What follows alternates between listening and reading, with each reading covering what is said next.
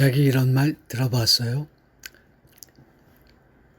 사랑에 성공하면 행복을 맛보게 되고, 사랑에 실패하면 인생을 알게 된다. 자기 행복을 맛보고 싶어? 아님 인생의 지혜에 눈뜨고 싶어? 사랑은 어느 날 떠나가거나 식어버릴 수 있지만 지혜는 영원하잖아. 내가 오늘 몇 시간 동안 거의 하루 종일을 그 유튜브에서 나훈아 관련 그 모든 거를 보면서 나는 나훈아의 열성 팬이 됐어. 내가 한국에서 17살 때까지 고등학교 2학년 다니다가 미국에 와서 지금 50년 넘게 살고 있는데, 내가 나훈아를 물명히 알고 나훈아의 뭐 사랑갈무리, 영영 그런 노래들을 좋아하면서도 그분에 대해서 잘 몰랐는데, 오늘 보니까 800곡을 작곡하셨더만. 그리고 후배들에게도 많은 곡을 나눠주고, 그리고 나는 그분이 어떤 특정한 스타일의 그런 뭐 트로트라고 하나, 그런데 오늘 보니까 뭐 내가 또 좋아하는 여러 곡들이 그분의 곡인 걸 몰랐어. 뭐 그다방에 들어설 때 그 찻집의 고독인가, 뭐 하여간 그 참 대단한 분이라는 걸 오늘 뒤늦게 깨닫고 그분의 열성 팬이 됐어. 그러면서 생각난 건데, 이 그 미국의 컨트리 앤 웨스턴, 또는 요새는 그냥 컨트리 음악이라고 그러지, 컨트리 뮤직. 그 컨트리 뮤직에 대해서 얘기할 때 그 가장 흔히 인용되는 것 중에 하나가, 컨트리 뮤직은 그 인생의 어떤 깊은 고통의 맛을 모르는 사람에게는 별 의미가 없는 음악일 수 있다, 뭐 이런 얘기인데, 그러니까 컨트리 음악을 제대로 알아먹고 감상하고 즐기려면 인생의 깊은 고통을 좀 맛봐야 한다는 얘기예요. 우리가 창을 얘기할 때 또 그런 비슷한 얘기를 하듯이. 그러면서 생각해 보니까 그 미국의 컨트리 뮤직하고 한국의 트로트가 굉장히 일맥상통하는 점이 많은 것 같아. 우선 컨트리나 트롯은 승자들, 부자들, 잘 나가는 자들의 음악이 아니잖아. 컨트리나 트로트는 좀 인생의 쓴맛을 보고, 좀 자빠져 보고, 좀 실패해 보고, 절망해 보고, 시련해 보고, 사랑을 잃어보는, 하여간 그런 그 고통의 맛, 그걸 모르는 사람은 컨트리도 모르고 트로트를 알 수가 없는 거예요. 그렇지 않아? 그 김영랑 시인의 뭐 모라니 피기까지는이라는 제목의 시가, 내가 한국에서 학교 다닐 때는 그 국어 교과서에 나온 시인데, 거기에 맨 끝줄이 그거예요. 내가 지금 기억할 수 있다면, 나는 기둘릴 테여 그 찬란한 슬픔의 봄을. 우리가 인생을 살면서, 내가 뭐 건방지게 얘기하는 게 아니고, 내가 66년을 살고 나서 돌아보니까 나뿐이 아니라 우리 선배들이 이미 얘기하고 지적하셨듯이, 돌아보면 그 찬란했던 순간들, 그 순간들은 행복 뭐 이런 거보다는 좀 어떤 굉장한 시도, 그 어떤 힘든 시련, 그런 거를 뚫고 나온, 거기에서 피워낸 그런 기억이 훨씬 더 많아.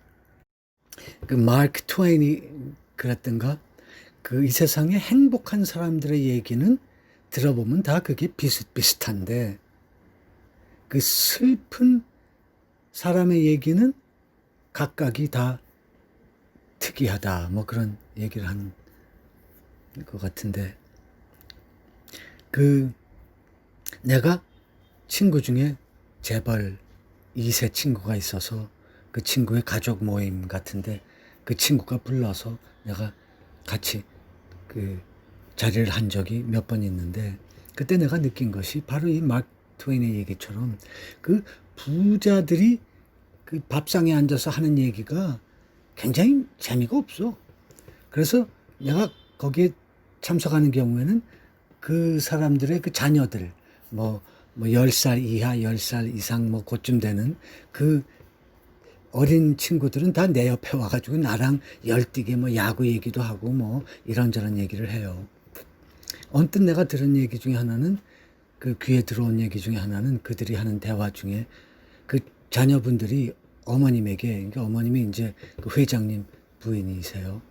그런데 회장님은 돌아가셨고, 근데 어머님, 이번 주말에는 저희들에게 좀 효도할 기회를 주셔야죠. 이러면서 내가 한국에 갔을 때 삼천포에 갔었는데, 거기서 그 바닷가에서 이렇게 걷고 있는데, 거기 바닷가에 방벽이라 그러나 뭐 그런 것처럼 하여간 이거를 콘크리트를 이렇게 해놓은 위에다가 햇살이 쬐는 데다가 미역을 이렇게 말리시는 분들이 계시더군. 근데 그 중에 한 분이 나이도 나보다 훨씬 더 연배신 것 같은데, 그분 옆에 가서 내가 이렇게 쭈그리고 앉아가지고 미역 말리시는 거를, 펼쳐가지고 말리시는 거를 보고 있는데, 그분이 문득 하시는 말씀이, 미역 중에는 어떤 미역이 맛있는 줄 알아요? 그러시더라고.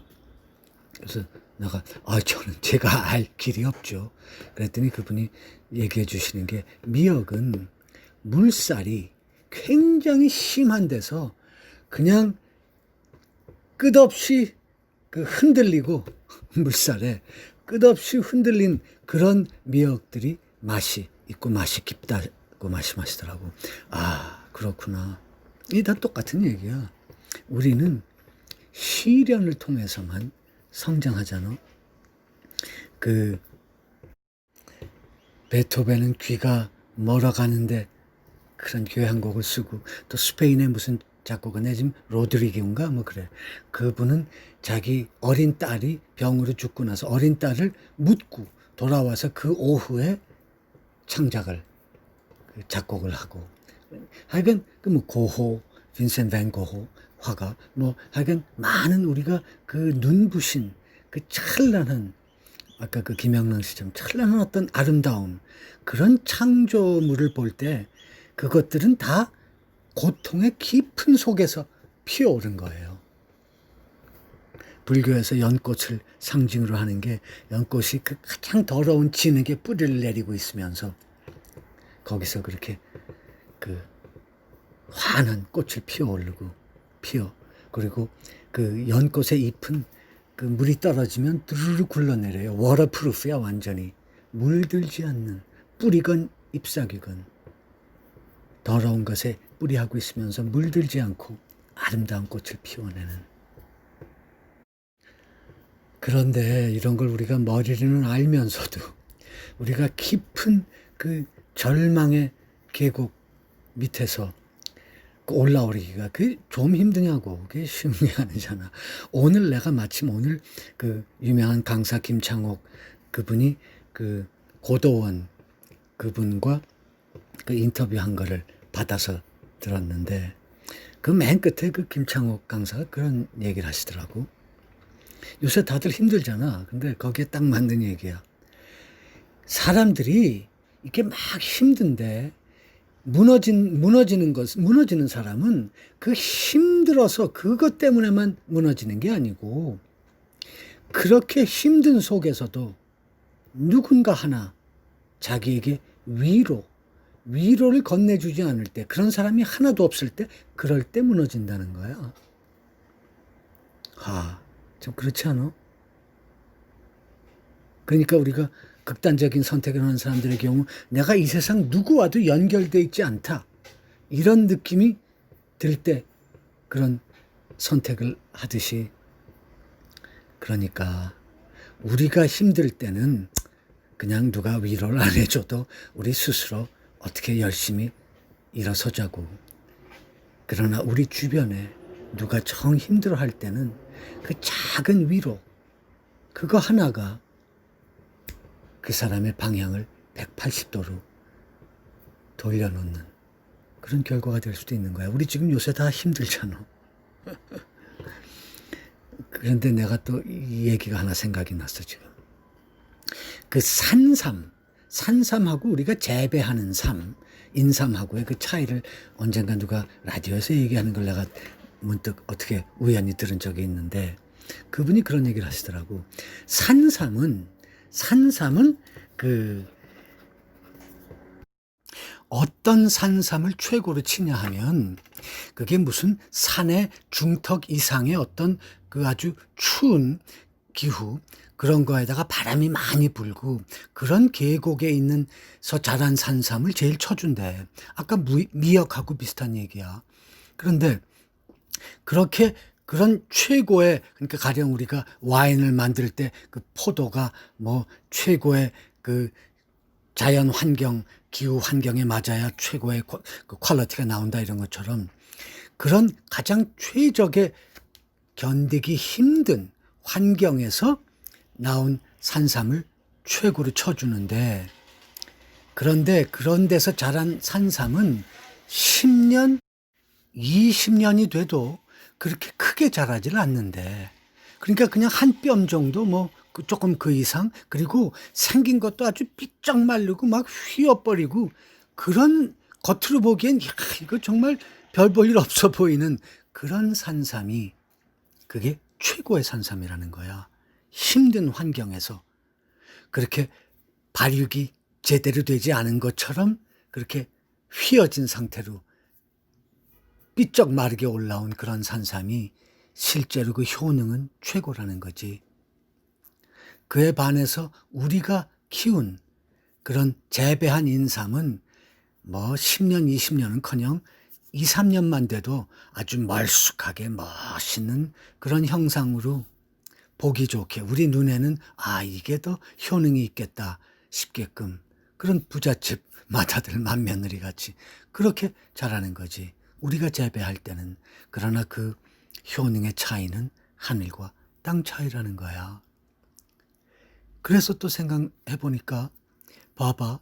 그러니까 그 산삼이 그 자라는데 최고의 환경은 기후나 이런 게 굉장히 극심하게 힘든, 불편한 그런 지역인데, 그곳이 또한 이 세상에서 제일 오래된 나무들이 사는 서식지라고 그러나, 그것도 그 장소가 바로 그런 데예요. 이 세상에서 제일 나이가 많은 나무는 그 크게 곧바로 올라가는 레드우드, 그것도 뭐 2000년, 3000년 쳐주니까 그것도 장수나무긴 한데, 최장수나무는 브리스톨 파인이라는 일종의 소나무과의 브리스톨 파인. 그것도 우리가 지금 얘기한 것처럼 그 산산처럼 막 그냥 그 기둥, 그 나무의 트렁크가 막 그냥 휘어가지고 막 꼬이면서 올라가고, 그 가지들도 막 휘고, 그냥 온갖 그 고통의 흔적이 그야말로 보이는 듯하게 그렇게 자란 브리스톨 파인. 미국의 경우는 시에라 산맥의 중턱 더 이상 조금 높은 지역에서 그 비탈 같은 데서 그 자라는 사진을 내가 본 적이 있거든. 그런데 그 나이가 한 7,500년쯤 된대요. 상상이 가? 나무가 7,500년을 산다는 게. 우리는 100년 겨우 살면서 말이야. 우리 요새 다들 코로나 때문에 힘들잖아.